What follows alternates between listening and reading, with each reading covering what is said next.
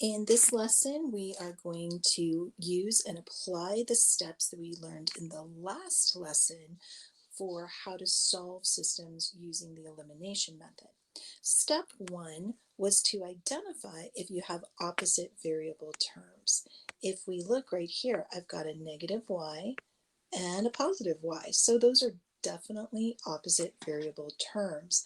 I am ready to go ahead and add and eliminate those variables.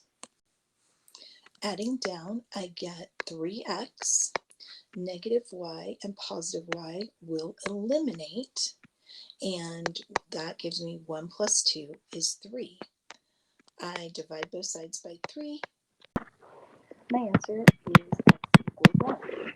We take this x equals 1 and substitute it into one of my two equations. Equation B is definitely the most appealing since it has no negatives. It's a very simple equation. I'm going to substitute that 1 for my x, and then I'm going to solve for that y. Subtracting 1 from both sides of my equation, I find that y equals 1 as well.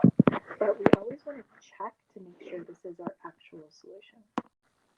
Substituting 1 for both x and y, I find 2 minus 1 equals 1. And that is true. That's what we should have found. Let's try it for equation B. So I replace the x and the y with the 1 and the 1, and we can see that is definitely 2 as well.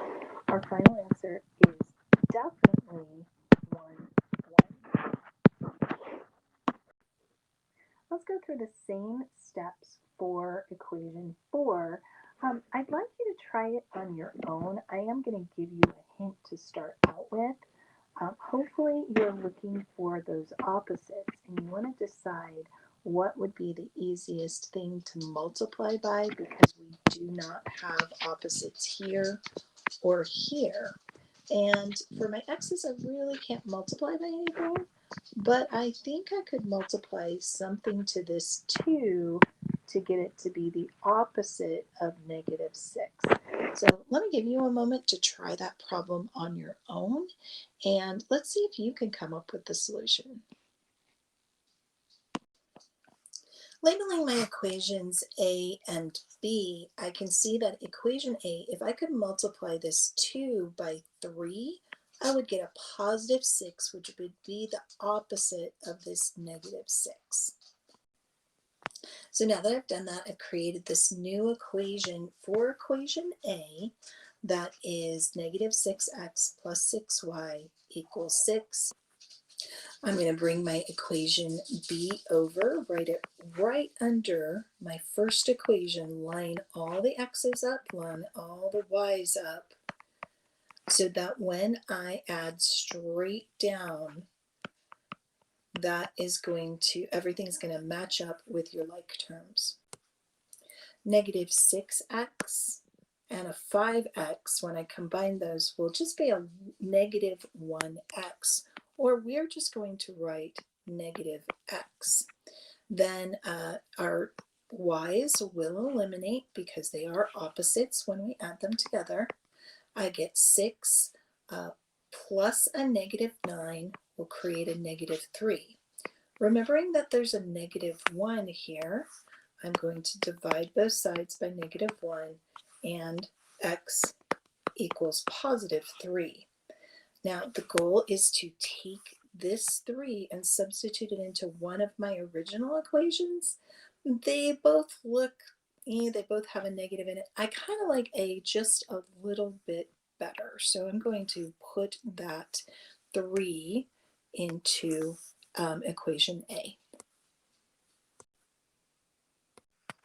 You can see I've substituted that 3 right here for the x in equation A, and now we're going to simplify and solve for y. Simplifying, we get negative 6 plus 2y equals 2. We're going to add that 6 to both sides of our equal, and we cancel, eliminate again. 2y equals 8.